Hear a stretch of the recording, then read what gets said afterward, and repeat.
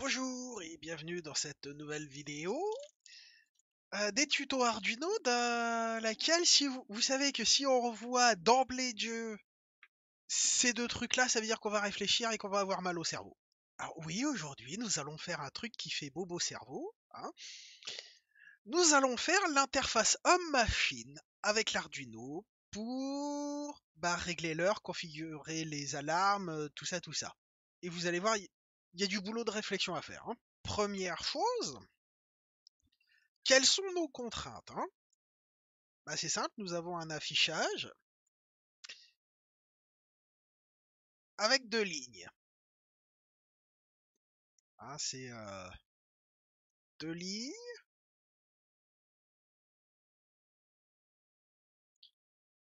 16 caractères par ligne.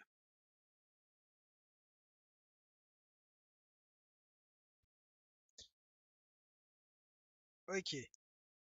Comment on fait une interface avec ça et quatre boutons?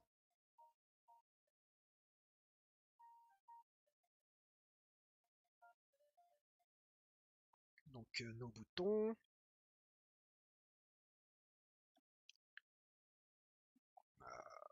haut, bas, gauche, droite. Voilà. Comment on fait une interface là-dessus? Sachant qu'on a la configuration de base, ça affiche l'heure, hein. Alors, pas configuration, mais le comportement de base,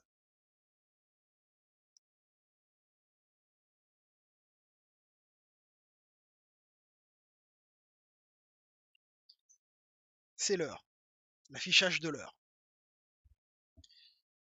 Il faut qu'on trouve un moyen de basculer vers un autre comportement.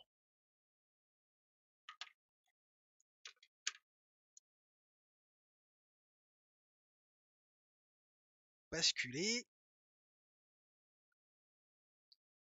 vers comportement de configuration.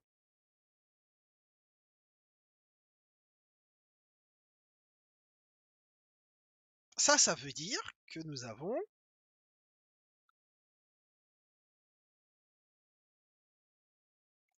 deux contextes différents.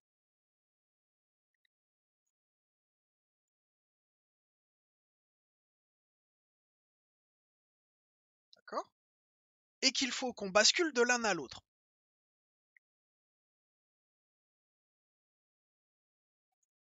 Pouvoir basculer de l'un à l'autre.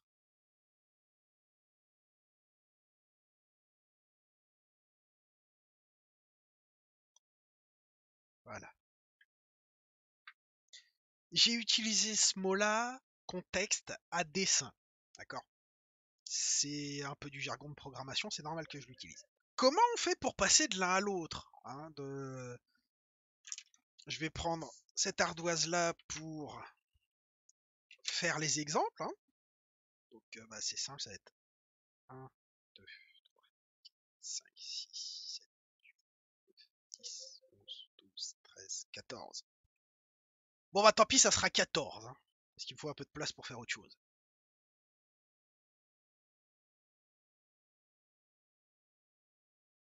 Mais ça va pas nous empêcher de réfléchir comme si on en avait 16 en fait.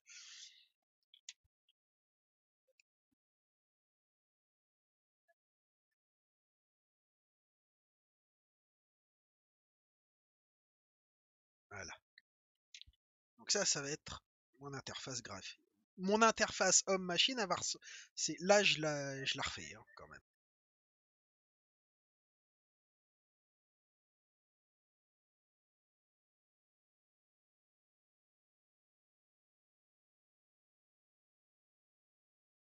Et utiliser le rouge.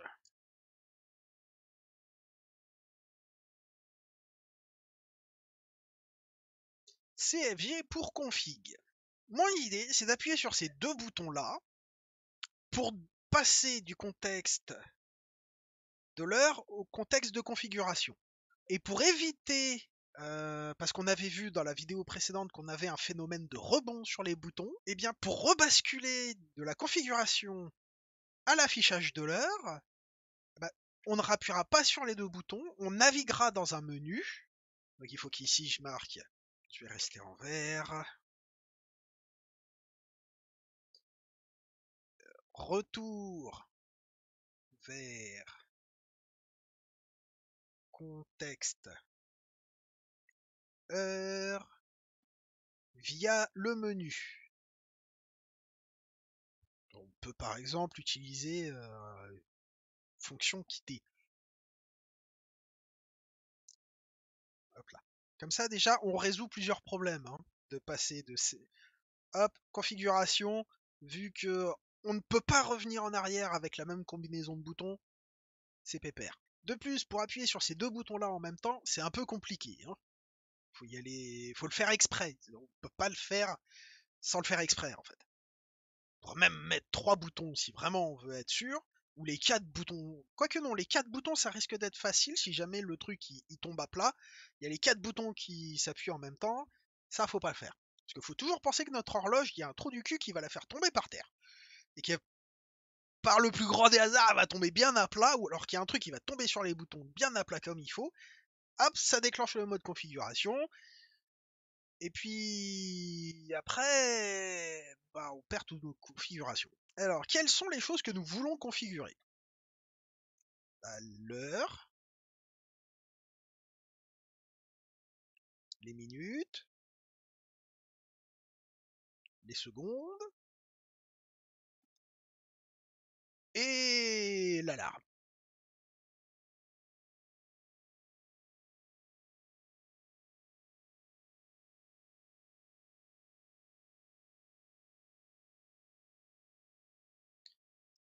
Ok.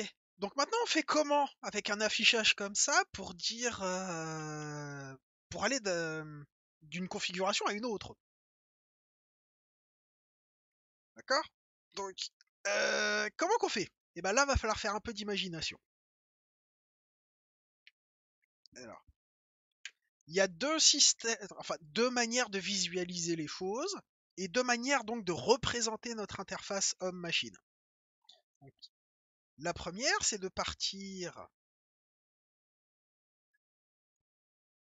Hop, on a notre affichage comme ça.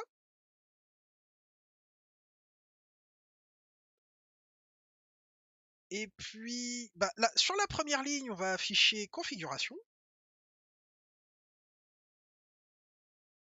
Donc,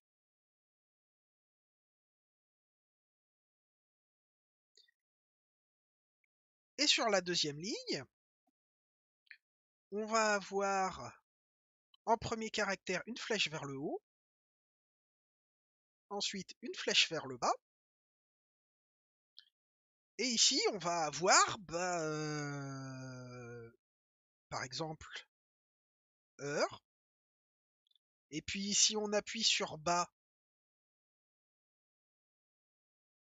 on va avoir minute, donc conf minute, avec toujours nos caractères flèche haut, flèche bas, s'ils sont disponibles, s'ils sont disponibles, d'accord?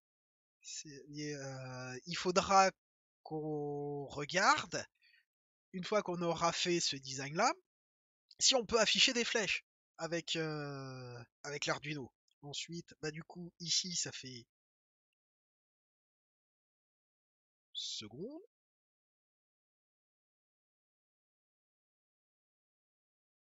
Du coup, bah ça remonte comme ça. Ça remonte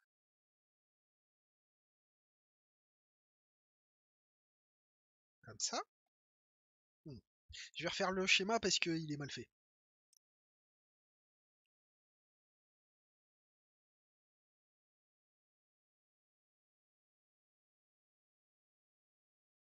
Et bah, la dernière truc qu'on a dit qu'il fallait configurer, c'est l'alarme.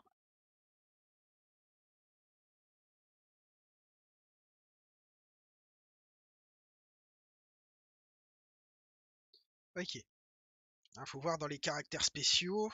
On va maintenant. Et donc, là, on voit que on a un petit problème. Enfin, un petit problème. Oui, ici, on a un petit problème. Parce que là, on voit qu'on descend, on descend, on descend, on descend, on descend. Mais si jamais l'utilisateur est un idiot et qu'ici, il appuie à nouveau sur bas, ça va où ici? Bah, ça va nulle part. Et donc, on se retrouve à devoir gérer ce cas de figure. Donc, généralement, ce qu'on fait, c'est que ça, bah, on fait hop, puis ça revient ici. Pareil, là vous me dites, bah, si j'appuie sur O ici, qu'est-ce qui se passe? Bah, je me retrouve dans le même problème qu'en bas. Bah, du coup, qu'est-ce que je fais? Je me débrouille pour que ça vienne boucler ici.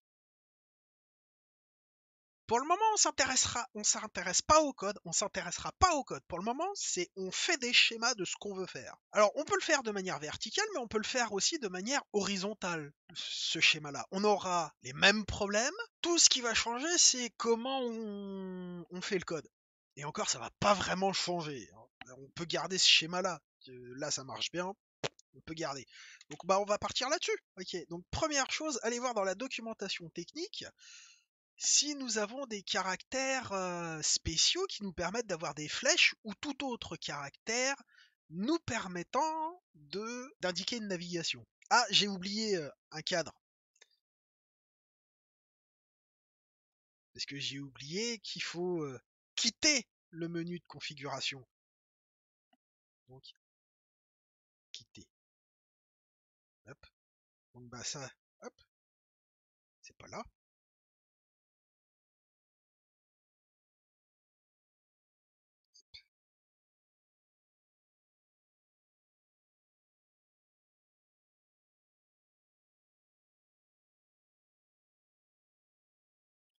Voilà. Maintenant, vous allez me dire, vous allez me demander, mais comment on fait pour valider? Parce que on n'a pas de bouton de validation. Hein.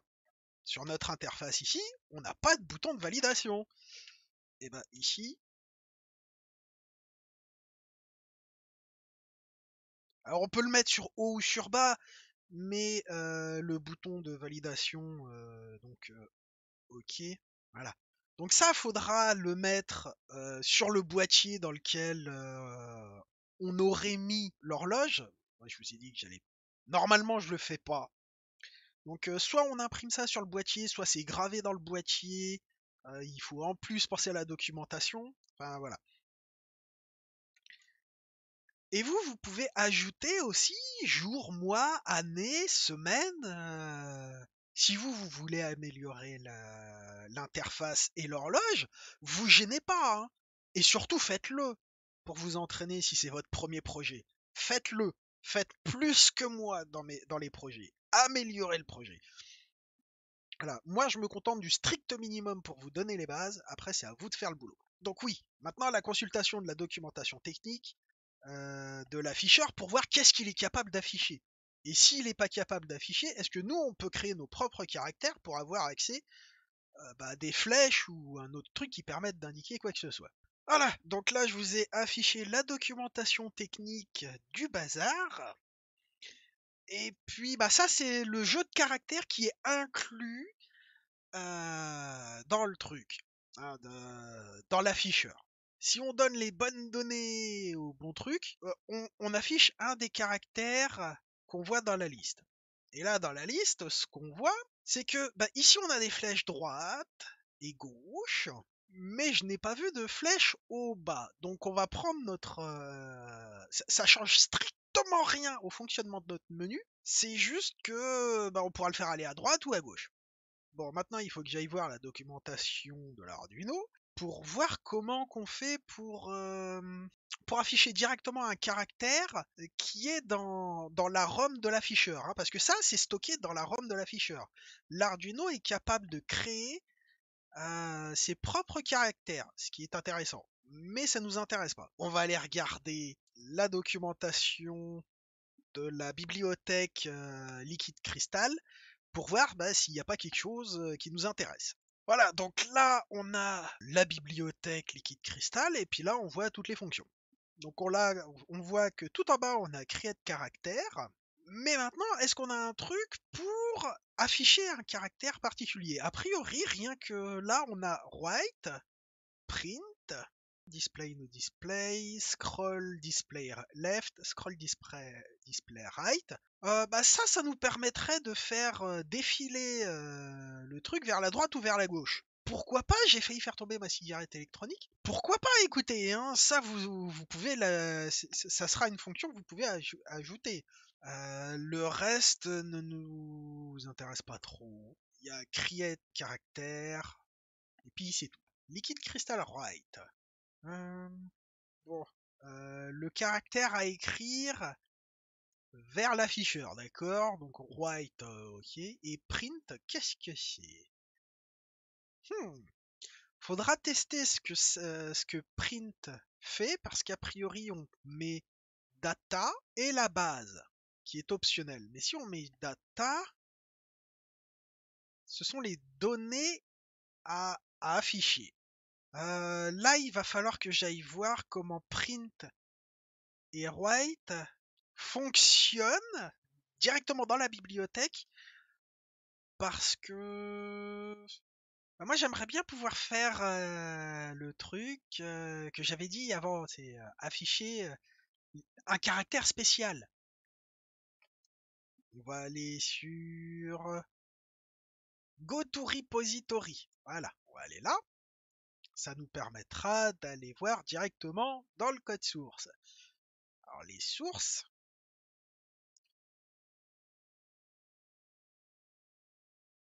si, c'était bien ça. Liquidcrystal.h, ensuite cpp. Alors, print. Alors, liquid crystal. Donc on a la fonction print ici. Ça c'est le mode 8 bits et ça c'est le mode 4 bits. Non. Ok. Print. Ok, ok. Bon, voyons voir dans CPP comment est l'implémentation. Ah, c'est peut-être écrit un peu petit. Donc on va augmenter. Ok. Ça c'est begin. Ok.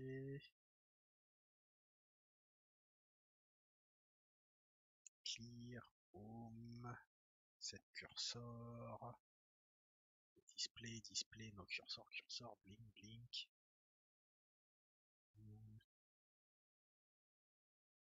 Create car. White. Send. C'est du inline.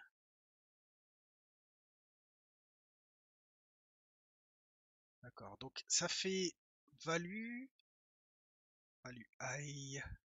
Ok, donc write utilise la fonction send qui est la fonction ici, qui fait un digital write sur RS, sur la pin RS avec le mode 4 bits ou 8 bits. Nous on est en mode 4 bits, donc voyons voir. Donc ça c'est pour la RW, pour la broche RW read write. Ensuite, display fonction et 8 bit mode, écrire write, non, justement.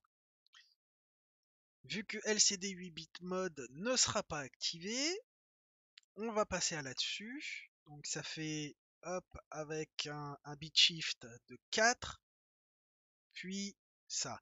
Donc il suffit de reprendre la documentation et de balancer un nombre binaire à Liquid Crystal. Alors soit on utilise Liquid Crystal Send directement, ce qui n'est pas franchement indiqué, soit on utilise Write, ce qui est beaucoup plus indiqué, et après toute l'interface Arduino va faire le boulot. Et puis on n'a qu'à mettre notre int 8 bits directement. Donc ça veut dire qu'il y en a deux. Est-ce qu'on a un petit... Non, on n'a pas de... Du coup, on va utiliser la fonction write par rapport à ce qu'on a vu dans le code source. Et nous allons... donc, c'est... j'ai plus de place, hein, je suis désolé, je suis obligé de...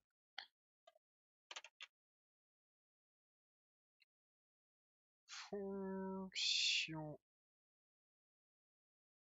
white avec nombre binaire du caractère. Et donc maintenant, on va dans la documentation technique et on regarde quels sont les deux nombres binaires qui nous intéressent. Et puis je vais les écrire là en rouge. Ou alors sur cette boîte là en rouge. Ouais, plutôt ici en rouge. Ou alors c'est... Non, ici en rouge.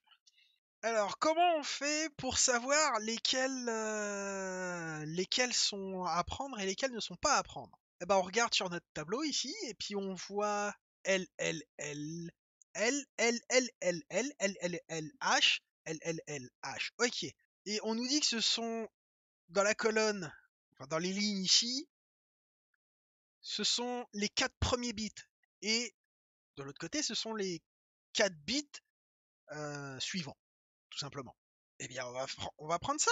Du coup, les 4 premiers bits vont être H, H, H. Donc c'est 1, 1, 1. On va prendre la flèche de gauche hein, dans un premier temps. Donc maintenant, vous voyez ici ce qu'il faut. Donc, alors, pour la flèche droite, enfin la flèche gauche en haut, la flèche droite en bas.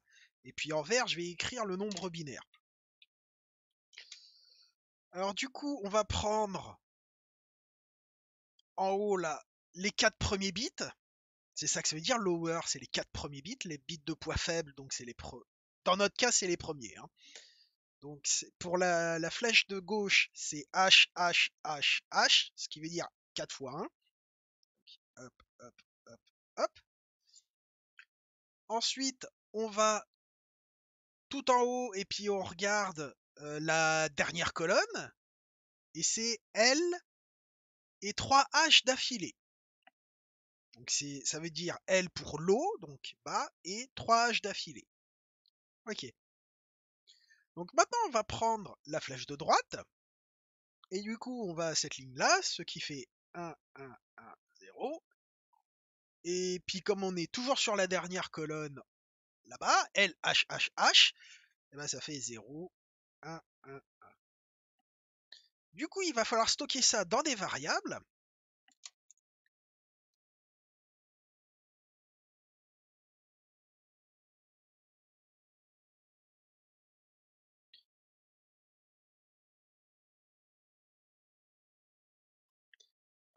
De type int.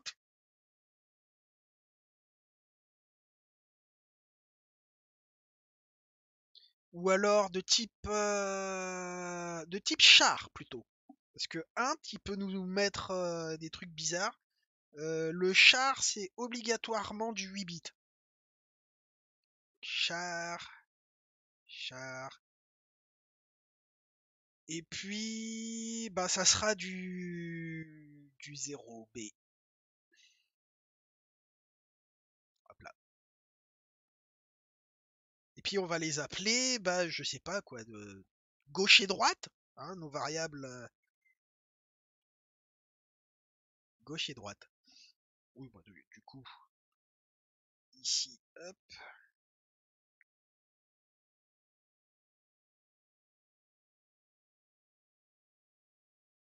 Ok. Nous pouvons donc maintenant faire le code de notre interface homme-machine. Donc vous voyez, il a quand même... Est-ce qu'on aurait pu faire ça pendant qu'on écrivait le code? J'ai pas l'impression. Hein. Donc à chaque fois que vous voyez un YouTuber qui vous écrit du code et tout à la volée comme ça, soit il a déjà fait le taf avant, soit il vous prend pour des imbéciles. D'accord? Parce que quand on voit la complexité du machin, hein, déjà pour venir ça quand on est débutant, c'est pas quelque chose qui vient naturellement. Puis vous avez vu que à la base on partait sur une organisation verticale, on voulait des flèches haut et bas. C'est pas possible, il y a pas. Donc bah on s'est réorganisé et puis on fait du droit de gauche et puis tout marche bien. Pareil, c'est pas grave. Alors, faut pas oublier non plus qu'il faut qu'on va être dans deux contextes différents, hein. Un contexte dans lequel on affiche l'heure qui compte, et dans un autre contexte qui en fait affiche autre chose et qui nous permettra de configurer des trucs. Maintenant, vous allez me dire, ah ben c'est bien, on peut passer au codage. Non, non, non, non, non, non, non, on n'a pas fini les gars. On n'a pas fini. Ben si, bah ok.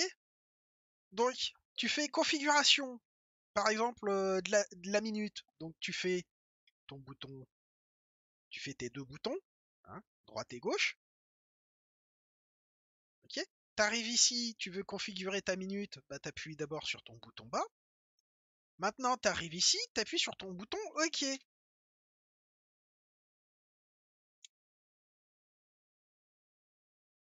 Et maintenant, il se passe quoi? Bah, j'affiche les minutes et puis je permets de configurer. Oui. Donc, il faut prévoir un sous-menu à chaque truc pour la configuration du machin. D'accord? Donc ça aussi, il faut y penser. Ah, là, j'ai plus d'ardoise, donc va falloir écrire tout ça dans du document, hein. Moi, je vais le faire de mon côté, mais il faut y penser aussi. Et ensuite, comment on fait pour remonter d'un niveau, hein, dans votre menu? Parce que maintenant que tu es arrivé là, que tu es arrivé dans ta case de configuration, là, tu vas utiliser, une fois que tu es arrivé là, comment tu règles l'heure? Donc tu l'affiches OK, mais comment tu règles l'heure? euh, Tu as plusieurs choix. Naturellement, tu vas utiliser haut et bas pour augmenter ou diminuer la valeur de ton nombre qui est affiché de base. Est-ce qu'on est d'accord? Hein, ça, c'est le fonctionnement naturel, si tu veux,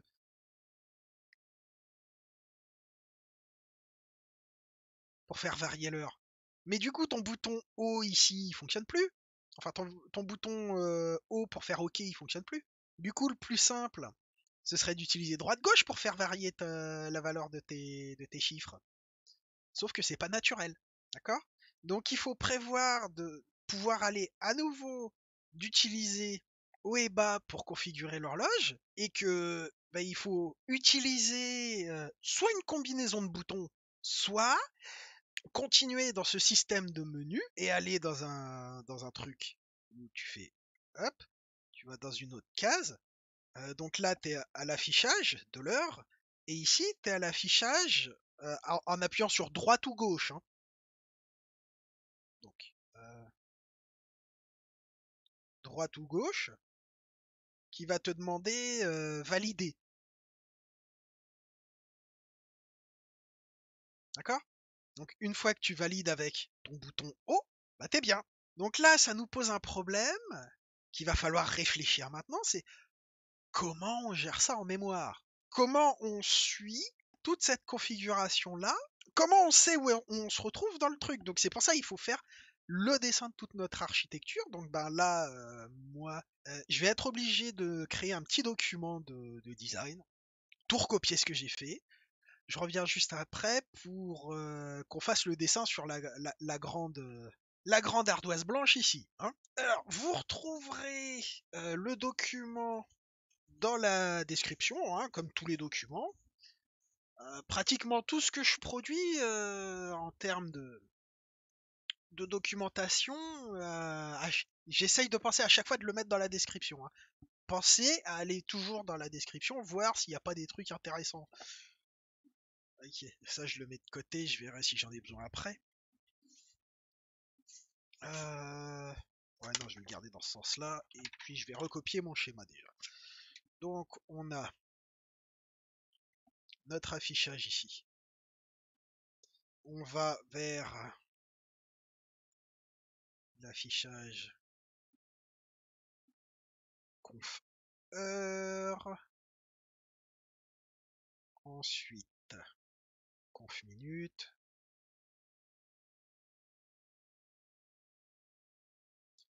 Si vous n'arrivez pas à lire, c'est pas grave, il y aura le document refait au propre.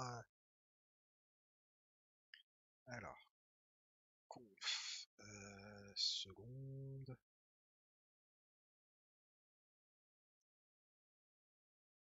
Conf Alarme. Conf. Quitter. Hop. Tout ça c'est connecté.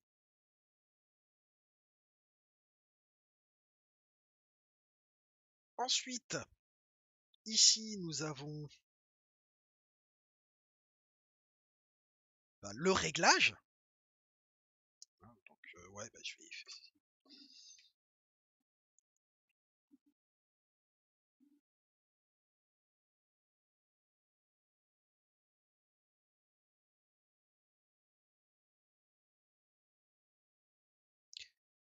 avec haut et bas, droite ou gauche, qui mènent à valider. Et puis du coup on a pareil, réglage M,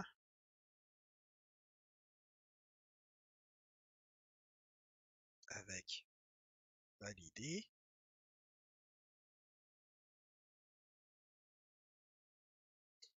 C'est utile de refaire tout le schéma. O, O, O. Donc réglage seconde.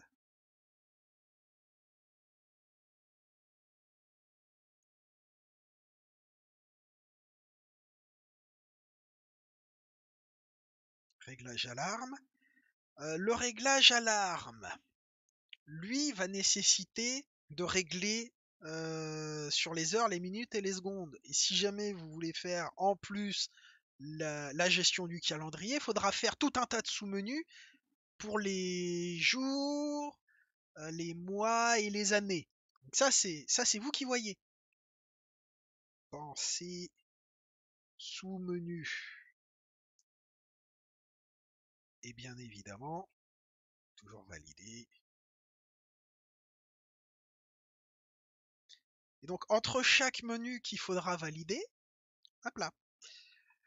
Mais là, on se retrouve quand même avec un petit souci. Parce que si l'utilisateur ne veut pas valider son réglage, il fait comment? Il fait comment? Eh ben, c'est simple.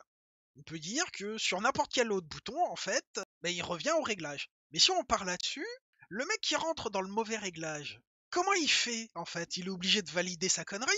Eh ben, ça va être un des moindres mal, en fait, qu'on va choisir. Le retour en arrière va être conditionné à autre bouton. Alors on pourrait gérer ça autrement, hein. On pourrait ajouter un bouton supplémentaire qui serait un bouton de validation ou un bouton retour, ce qui nous permettrait d'avoir une navigation dans le menu beaucoup plus simple et moins chiante. Mais ça me semble déjà un compromis sympathique. Après, vous pouvez faire ce que vous voulez. Si vous voulez changer, ajouter deux boutons supplémentaires, il y a encore des broches pour le faire. Par contre, faites attention, hein, il nous faut au moins une sortie PWM pour le buzzer. N'oubliez pas ça. Donc maintenant, on va se poser la question, comment on fait pour savoir dans quel menu le zigoto il est? Eh ben, on voit déjà que il y a plusieurs niveaux de menus, hein, parce que ça, ce sont nos menus principaux.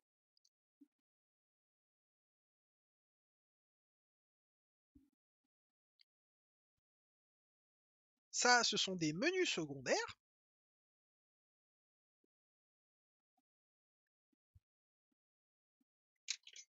Et ça, ce sont des sous-menus secondaires. Enfin, des sous-sous-sous-menus. Des sous-sous-menus. Donc, ça, c'est le niveau 1. Ça, c'est le niveau 2.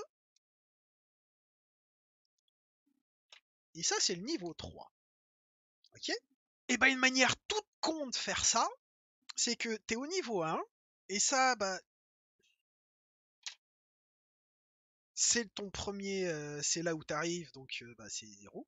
Ça, c'est 1, 2, 3, 4.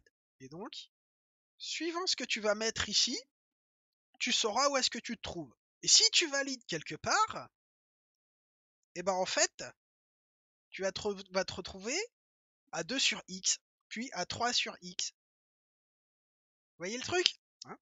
Donc ici on a 0, 1, 2, 3. 0, 1, 2, 3. Et donc là, on peut prendre... enfin, du coup, quand ici, on sélectionne avec droite-gauche, on va ajouter ou diminuer. Et si jamais on est à 0, alors, on va prendre des notes hein, quand même. Donc, navigation.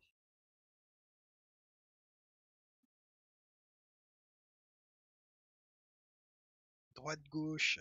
Alors, on fait ajout, alors, plus, moins sur les unités. D'accord? Et à chaque fois qu'on valide, enfin à chaque fois qu'on descend d'un niveau, chaque descente de niveau, on ajoute à la dizaine. Et chaque remontée provoque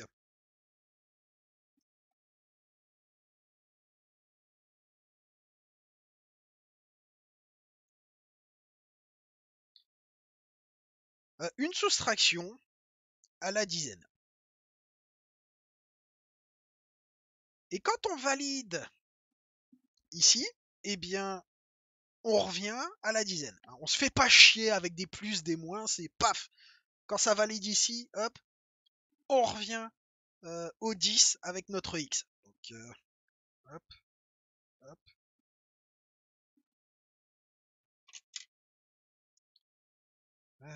Validation de config.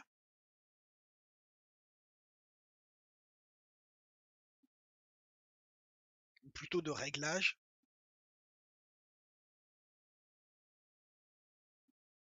Égale 1x. On revient à notre menu principal. Et ça nous permet en plus de faire semblant qu'on est intelligent, parce que vu qu'on modifie là, on revient immédiatement toujours sur la configuration, par exemple s'il était sur la seconde, on reste sur la configuration de la seconde avec ce schéma-là. Ce qui fait que, oh merde, je me suis planté, il revient, il a juste à revalider directement avec le bouton haut, et il revient sur son réglage immédiatement. Vous voyez, ça c'est un positif pour compenser un peu le fait que t'es obligé de valider même quand tu fais une connerie pour retourner en arrière. Quand tu te trompes d'endroit, tu fais clic clic clic, tu valides et puis t'as gagné. Et puis tu reviens pas au menu de base. Donc voilà, ça compense un peu les désagréments cette manière de faire. Alors il faut pas non plus oublier que quand on est à 14, alors si 14, qui est ce cas particulier-là, on envoie la configuration.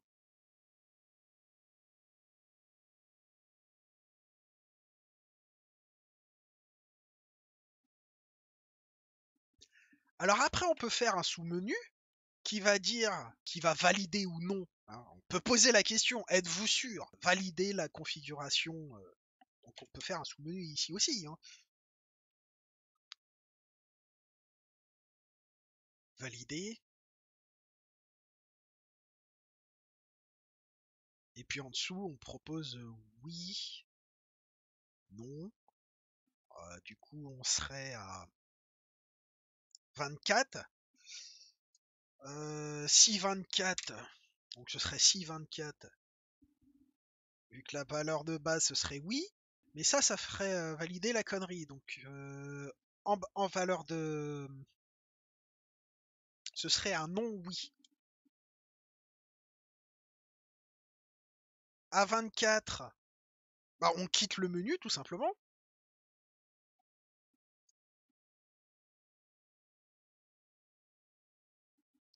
Et sinon 25, on envoie et on quitte. Voilà. Là, on a un menu fonctionnel. Vous voyez, c'est intéressant de faire comme ça. Comme je vous l'ai dit avant, les mecs qui s'amusent à faire des interfaces à la volée, soit ils ont fait le boulot avant, soit ils vous prennent pour des idiots. Hein. Parce que là, vous voyez, pour un appareil tout bête, comme une horloge, pour régler le bordel, alors on pourrait faire autrement. On pourrait avoir quelque chose de plus basique, mais ça me paraît pas mal. Ça me paraît pas mal parce que ça permet de faire plus de choses. Et puis ça vous montre la difficulté de conception d'une interface homme-machine quand on est contraint avec juste un affichage de lignes 16 caractères. Et après, il va falloir qu'on vérifie, mais normalement, aucun de nos trucs ne bouffe les 16 caractères. Et donc après, c'est tout un problème d'abréviation, quelle lettre on retire, quelle lettre on retire pas.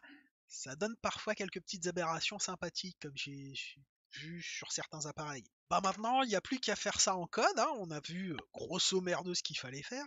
Et au niveau du code, la première chose qu'on va faire, c'est comment on va passer comment on va gérer les contextes en fait. Hein. Bah c'est relativement simple en fait.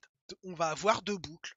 Une boucle dans laquelle on est en mode configuration et une boucle dans laquelle on est en mode réglage, non, affichage de l'heure, tout simplement. Et va se poser ensuite la question des interruptions qui vont continuer à arriver parce que le MCP, quand on va être en mode configuration, c'est la puce Arduino qui est en mode configuration. C'est le logiciel, c'est pas la puce. Hein. Donc elle va continuer à envoyer ses interruptions. La puce Arduino va continuer à traiter les interruptions. Le truc, c'est que on n'en a rien à foutre de ces interruptions. Parce que tout ce que l'interruption fait dans notre programme à la base, c'est juste changer la valeur d'une variable. Ce qu'on peut faire quand on est dans ce mode de configuration là, c'est en fait soit on en a strictement rien à foutre et on laisse la variable à 1 en fait constamment et dès qu'on est sorti de toute façon le machin il va passer dans l'autre contexte et puis il va afficher ce que la puce lui retourne. Aussi simple que ça. Ou alors quand on est dans cette boucle là, eh ben on désactive les interruptions tout simplement. Moi, on verra ça au dernier moment, comment le système va se comporter en fait. Moi, j'ai envie en fait, on en a rien à foutre de ce qui se passe avec les interruptions, vu que c'est juste un changement de valeur et que cette valeur n'est utilisée que quand on rentre dans la boucle que quand on va être dans le contexte d'affichage de l'heure. Donc moi, j'ai envie de dire, on s'en fout un peu, quoi. Mais même carrément, rien à foutre. Bah, je vais m'arrêter là, et puis dans la prochaine vidéo, on fera le code. Et puis, a priori, ça sera la dernière vidéo de ce tuto. À moins que j'ai d'autres problèmes et que j'arrive pas à faire le code. Et dans ce cas-là, il y aura d'autres vidéos. Mais en principe, ça sera la dernière. Alors, si on veut être sûr de pas être emmerdé avec l'interruption, ce qu'on peut faire, c'est que à chaque fin de boucle de ce truc-là, enfin, au moment de sortir du contexte, en fait, on passe la variable que l'interruption met à 1, on la met à 0, et puis c'est marre. Ce qui laisse suffisamment de millisecondes en théorie. Alors on a toujours la possibilité d'avoir l'interruption qui emmerde le transfert des données. C'est peu probable, mais ça existe toujours. Du coup, oui, désactiver les interruptions quand on est dans cette boucle, finalement c'est pas idiot. Finalement c'est pas idiot. Et on les réactive. Ce qu'on peut faire, c'est balancer le machin, demander ensuite à l'Arduino de faire une petite pause de 50 millisecondes, ce qui devrait largement lui laisser le temps de faire le truc, et après de rebasculer sur l'autre contexte. Ça, on peut le faire. On peut l'écrire pour le garder en mémoire. 50 millisecondes de délai pour laisser le temps et aussi pas d'interruption. Mais ça, tant qu'on configure et qu'on n'est pas dans ce cadre-là, donc en fait le pas d'interruption ce serait uniquement quand on sera dans cette fonction-là, tout simplement. Donc bah, j'espère que la vidéo vous a plu, que vous avez appris quelque chose. Et à bientôt. Bye bye.